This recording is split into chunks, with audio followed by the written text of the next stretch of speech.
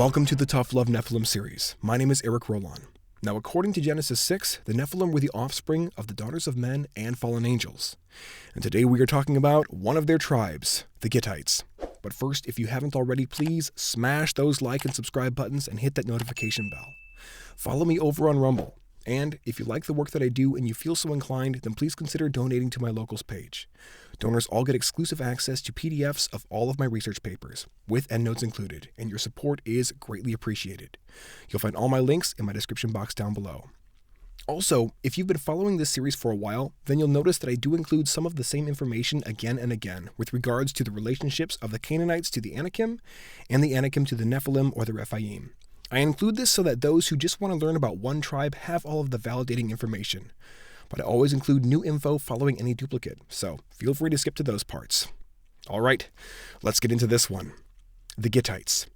Now, historically, the Gittites were a Philistine tribe that resided in Gath in the central region of Philistia.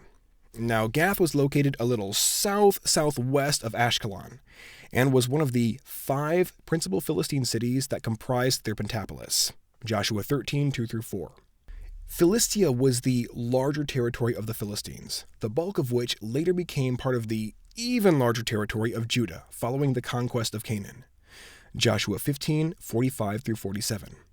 Strong's Concordance reference H1663 defines Gittite this way: Gittite, belonging to Gath, an inhabitant of Gath.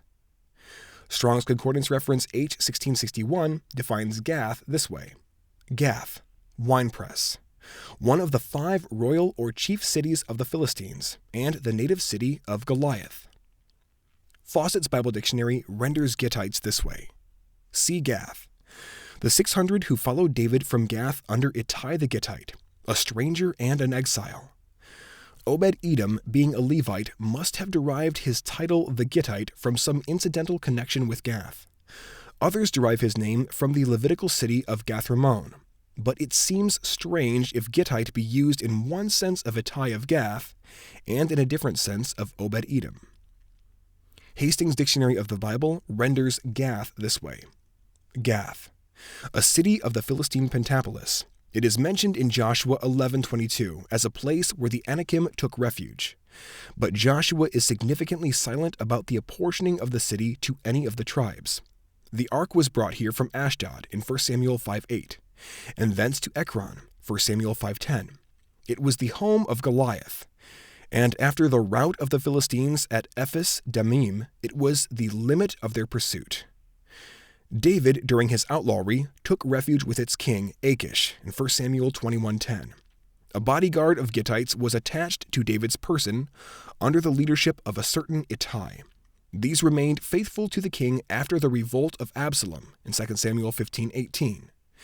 Shimei's servants ran to Gath and were pursued thither by him, contrary to the taboo laid upon him.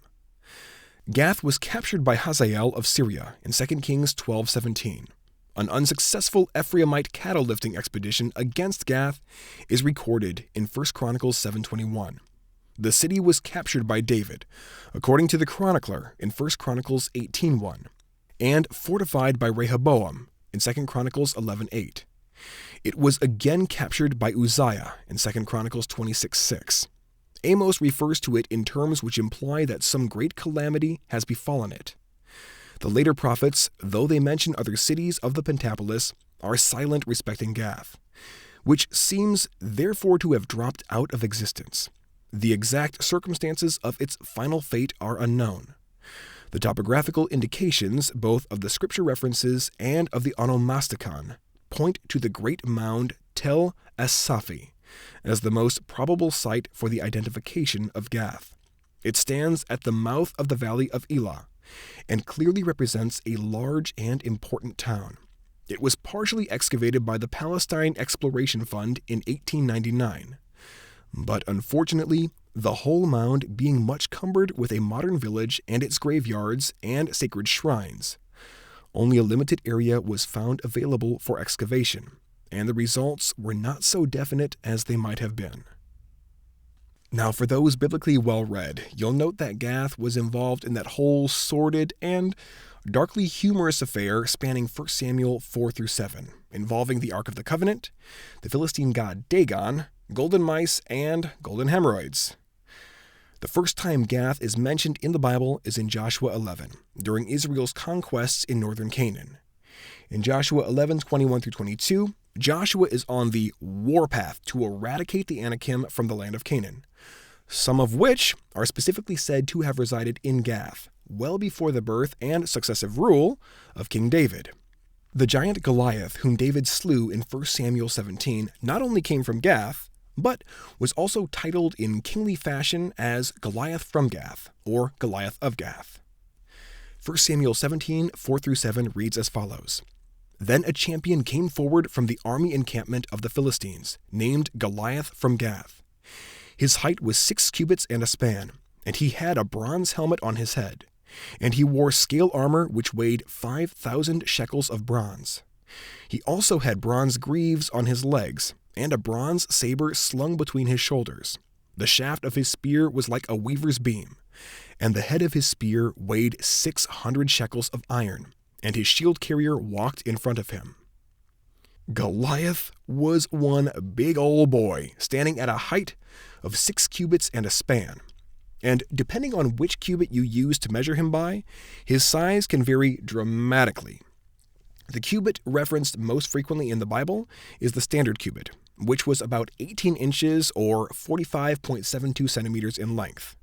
Genesis 6:16, Exodus 25:23, Deuteronomy 3:11, and others. There was, however, a second cubit commonly used in biblical times, referred to as the royal or Egyptian royal cubit, and it was based off of measurements of the Great Pyramid of Giza. The royal cubit was 20.62 inches or 52.37 centimeters in length. A span, which is the distance from the thumb to the little finger on an outstretched hand, was about 9 inches or 22.86 centimeters in length. Exodus 28:16, 39:9, and 1 Samuel 17:4, and others. Now, measuring Goliath's height by the standard cubit puts him at 9 foot 9 inches tall. Measuring his height by the royal cubit puts him at a hair under 11 feet and 3/4 of an inch. In talks that I've had with him on this subject and in his book, The Genesis 6 Conspiracy, author Gary Wayne makes a fairly compelling argument that suggests that given Goliath's royal Nephilim bloodline and the likelihood of him being a king in Gath, one could conclude that he would have been measured by the royal cubit. Either way you slice it, standing at 9 foot 9 inches or 11 foot and 3/4 of an inch tall, Goliath was one huge dude. Let's also consider Goliath's armor and weaponry laid out for us in 1 Samuel 17, 5-7. Verses 5-6 state that in addition to a bronze helmet, bronze greaves, and a bronze saber, Goliath wore scale armor that weighed 5,000 shekels of bronze. Verse 7 states that he also carried a massive spear, the head of which weighed 600 shekels of iron. A shekel of bronze weighed 0.37 ounces, and a shekel of iron weighed 0.445 ounces. This puts the weight of his scale armor at 115 pounds and 10 ounces, and the head of his spear alone at 16 pounds 11 ounces.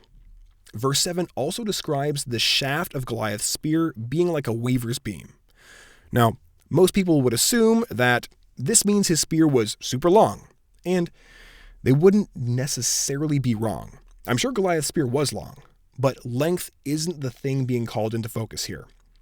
Traditional weaver's beams of the biblical day weren't always long, but they were girthy, between 2 to 2.5 inches thick. This extra thickness would have given Goliath's spear the strength necessary to support the 16-pound, 11-ounce head and possible counterweight on the butt of the shaft. Taking all this into account, once Goliath took up his shield that his shield bearer carried before him and was ready to rock, he was likely sporting several 100 pounds of gear. Not only was Goliath monstrous in size, but strength as well. Now, Gath was a hotbed for Anakim giants. In addition to Goliath, 4 giants from Gath show up in 2 Samuel 21, 15-22, with a retelling of the events in 1 Chronicles 20, 4-8. One of these 4 giants is also named Goliath, and more specifically, Goliath the Gittite, suggesting that the name Goliath could be a sort of title among the Philistines of Gath. Although, in 1 Chronicles 20, verse 5, it tells us that his name was Lami, and he was the brother of Goliath the Gittite. So it could be both and, or either or. 2 Samuel 21, 15 through 22 reads as follows. Now when the Philistines were at war with Israel again, David went down and his servants with him, and when they fought against the Philistines, David became weary. Then Ishbi-Benob, who was among the descendants of the giant, the weight of whose spear was 300 shekels of bronze in weight, had strapped on a new sword, and he intended to kill David. But Abishai, the son of Zeruiah, helped him and struck the Philistine and killed him. Then David's men swore to him, saying, You shall not go out again with us to battle, so that you do not extinguish the lamp of Israel. Now it came about after this that there was war again with the Philistines at Gob. Then Sibbecai the Hushathite struck and killed Saph, who was among the descendants of the giant. And there was war with the Philistines again at Gob. And Elhanan, the son of Jereh-Oregim the Bethlehemite, killed Goliath the Gittite, the shaft of whose spear was like a weaver's beam. And there was war at Gath again, where there was a man of great stature who had 6 fingers on each hand and 6 toes on each foot, 24 in number. And he also had been born to the giant. When he defied Israel, Jonathan the son of Shimei, David's brother, struck and killed him. These 4 were born to the giant at Gath, and they fell by the hand of David and by the hand of his servants. What a time to have been alive! The Gittite Philistines produced some real monsters, but size and strength isn't everything. The fact that David and his mighty men killed these bruisers is a testament to how skilled and lethal they were. Not only were the Gittites Philistines, but they were Canaanites as well. Joshua 13, 2 through 4. It reads as follows. This is the land that remains, all the regions of the Philistines, and all those of the Geshurites, from the Shihor which is east of Egypt, even as far as the border of Ekron to the north. It is counted as Canaanite. The 5 governors of the Philistines, the Gazite, the Ashdodite, the Ashkelonite, the Gittite, the Ekronite, and the Avite to the south. In Numbers 13, when Israel's spies returned from their 40-day reconnaissance mission in the land of Canaan, they gave their report of the land and its fierce inhabitants. They identified the Canaanites, along with the Amalekites, Hittites, Jebusites, and Amorites residing in the land as the descendants of Anak. Numbers 13, 28 through 29. Numbers 13, 28 through 29 reads as follows. Nevertheless, the people who live in the land are strong, and the cities are fortified and very large. And indeed we saw the descendants of Anak there. Amalek is living in the land of the Negev. The Hittites, the Jebusites, and the Amorites are living in the hill country. And the Canaanites are living by the sea and by the side of the Jordan. Now, after this initial report, Caleb steps up to calm everybody down and encourage them. But 10 of our 12 spies are having none of it. In their continued report in Numbers 13, 30 through 33, they describe the sons of Anak not just as people of great height, but as Nephilim. Numbers 13, 30 through 33 reads, Then Caleb quieted the people before Moses and said, We should by all means go up and take possession of it, for we will certainly prevail over it. But the men who had gone up with him said, We are not able to go up against the people, because they are too strong for us. So they brought a bad report of the land which they had spied out to the sons of Israel, saying, The land through which we have gone to spy out is a land that devours its inhabitants. And all the people whom we saw in it are people of great stature. We also saw the Nephilim there.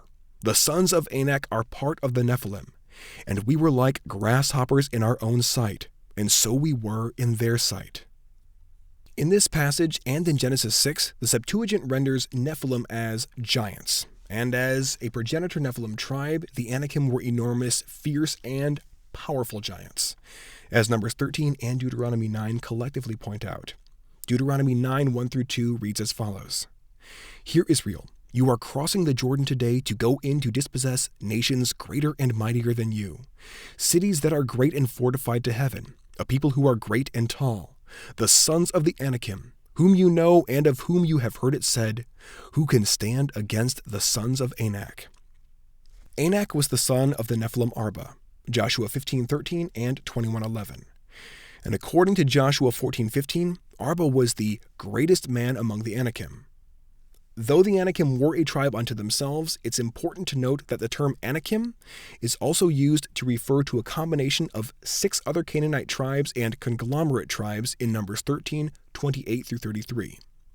The Bible also seems to occasionally use the terms Anakim, sons of Anak, descendants of Anak, and sons of the Anakim, not just as tribal references, but as general terms for the post-diluvium Nephilim, or Rephaim. Numbers 13:28 through 33, Deuteronomy 1:26 through 28, and 9:1 through 2, and Joshua 11:18 through 23.